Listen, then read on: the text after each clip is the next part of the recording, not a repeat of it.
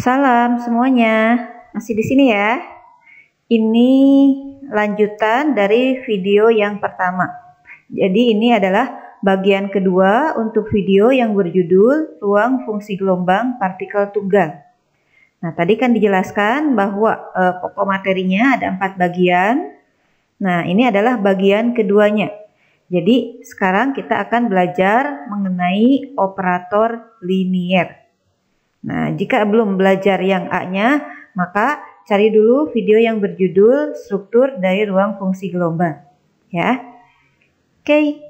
Nah, mengenai operator linier, di sini operator linier A ya, yaitu suatu besaran matematik yang berasosiasi dengan setiap fungsi C. Dan C ini merupakan elemen dari F. Maka akan menghasilkan fungsi yang lain ya, dengan hubungannya atau korespondensinya adalah linier. Jadi begini, yang namanya operator itu kan berarti yang mengoperasikan suatu fungsi. Apakah menurunkan, ataukah mengintegralkan, ataukah yang lainnya. Sehingga nanti akan dihasilkan fungsi yang lain. Nah, contohlah begini. Ini adalah operatornya, kemudian ini fungsi yang dioperasikannya.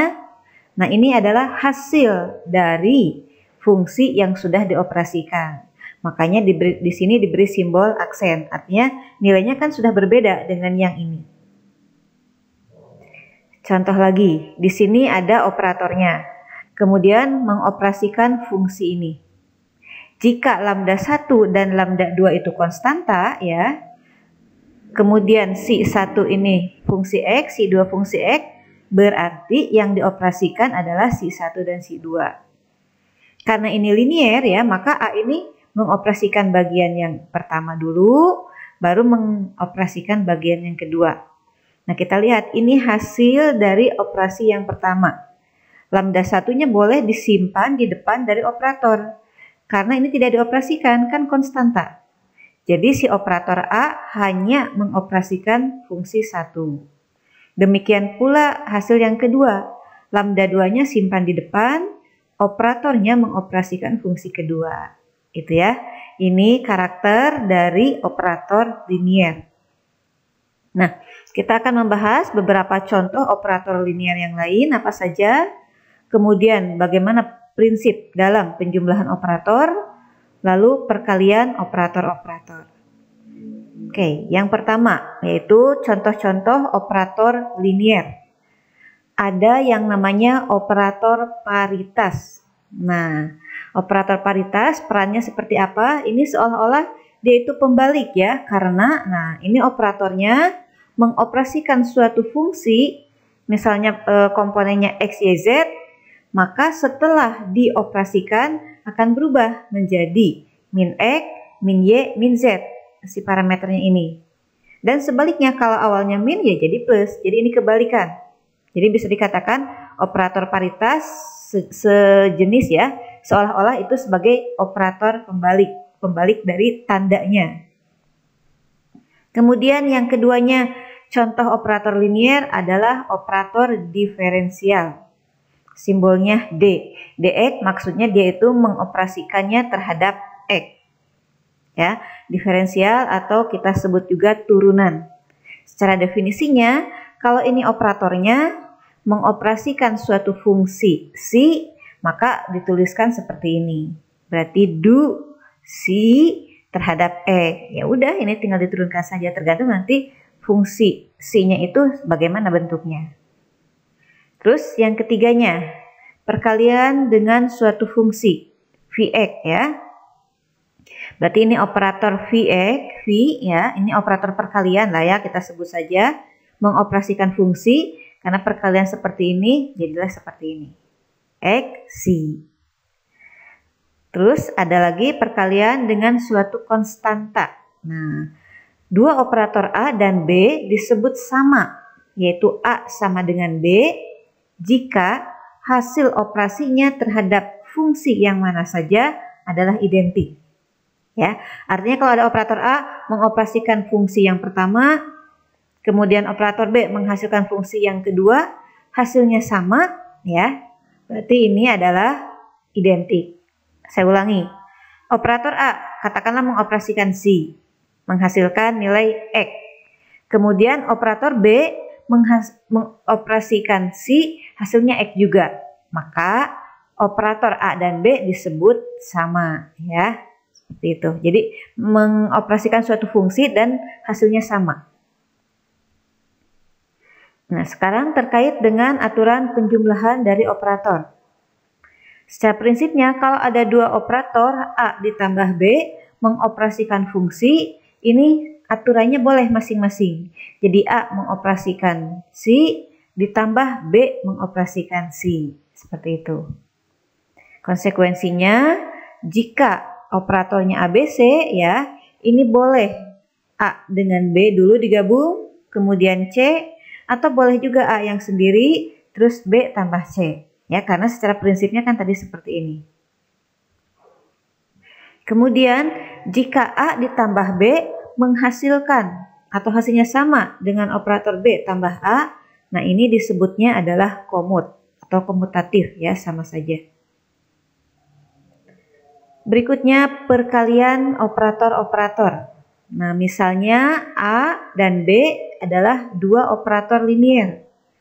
Maka perkalian A dan B bisa kita definisikan sebagai A kali B mengoperasikan fungsi itu akan sama dengan A, B mengoperasikan fungsi. Nah, ini artinya B mengoperasikan dulu si fungsi, ya, bekerja terlebih dahulu, nanti akan diperoleh suatu hasil, sebut saja hasilnya pi. Nah, baru A mengoperasikan si pi ini. Jadi di sini yang bekerja terlebih dahulu B. Hasilnya dioperasikan oleh si A. Itu ya urutan proses pengerjaannya. Lalu untuk sifat-sifat dari perkalian suatu operator. Kalau misalkan operator A dengan A ini kan sama, boleh saja kita tuliskan jadi A kuadrat. Demikian pula kalau A kali A kali A, jadinya A pangkat 3. Nah, kalau di sini berbeda, A, B, C, ya boleh saja A, B dengan C dulu, atau A dengan B, baru C. Gitu ya. Nah, untuk operator itu kan tidak bisa berdiri sendiri. Harus ada fungsi yang dioperasikannya. Oke, kita langsung ke contohnya. Nah, pertanyaannya, buktikan bahwa do, X merupakan operator linier. Oke, kita langsung ke pembahasan. Ya, kita ambil suatu fungsi. Seperti yang sudah barusan saya sebutkan, operator itu bisa punya makna kalau dia mengoperasikan fungsi atau fungsi, ya. Sebut saja di sini ada fungsi F dan fungsi G. Dioperasikan oleh operator do, X. Maka ini kan boleh kita selesaikan F dulu, do F terhadap X, ditambah ini operasikan G terhadap X, ya. Ini akan menghasilkan nilai yang sama.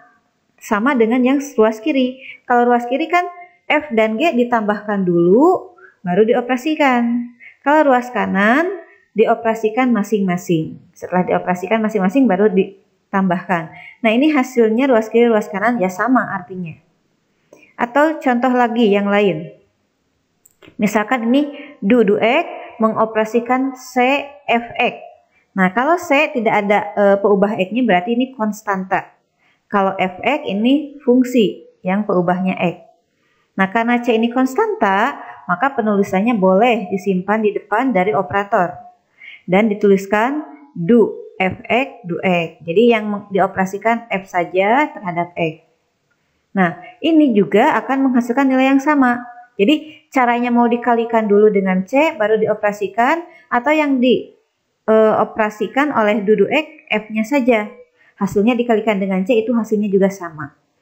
Karena itulah kedua contoh ini ya menunjukkan hasil yang sama, berarti operator do, X adalah operator yang linier, ya, karena ruas kiri dan kanan menghasilkan nilai yang sama.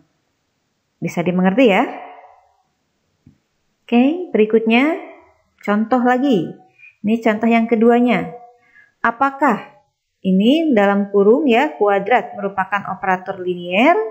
Nah, kenapa ini dalam kurung? Ya karena kan di dalamnya bebas, bisa apa saja. Mau X, mau Y, dan seterusnya. Pokoknya ini operator kuadrat. Nah, ini secara maknanya ya tidak ada artinya. Harus ada sesuatu di dalam ini baru ada hasilnya apa gitu kan. Karena ini kan baru operator saja. Nah, kita langsung ke pembahasan. Nah, kita punya fungsi f dan g. Ini hanya mengambil pemisalan ya. Nah, si fungsi f ini dan si g ini ditambahkan dulu ini, baru dikuadratkan. Lihat dalam kurungnya. Nah, ini hasilnya tidak sama dengan masing-masingnya dikuadratkan dulu baru ditambah. Boleh kalian cek dengan angka ya. F dikuadratkan dulu, ditambah G kuadrat itu tidak sama kalau dijumlahkan dulu baru kuadrat. Nah, karena tidak sama inilah, ini berarti bukan operator linier. Ya. Oke, dari dua contoh itu mudah-mudahan bisa dimengerti. Sekarang latihan soalnya. Nah, ini sederhana ya, hanya pertanyaannya, manakah di bawah ini yang merupakan operator linier? Apakah A? Nah, ini bentuk akar linier atau tidak? Ataukah B? Bentuk sinus? Ataukah C? X du X? Atau D? Du X X? Ya, mana di antara empat ini yang merupakan operator linier? Apakah semuanya? Ataukah salah satu? Atau dua? Dan seterusnya. Ini silahkan dicoba dulu. Caranya seperti contoh tersebut. Diambil suatu fungsi, kemudian dicek ruas kiri, ruas kanan, hasilnya sama atau tidak. Kalau sama berarti linier, kalau tidak sama ya tidak linier. Oke, untuk materi kali ini untuk jawabannya kita diskusikan di grup. Saya cukupkan, ini sub materi yang kedua. Nah, berarti berikutnya masuk ke sub materi yang ketiga dan keempat. Oke, terima kasih ya, selamat belajar. Assalamualaikum warahmatullahi wabarakatuh.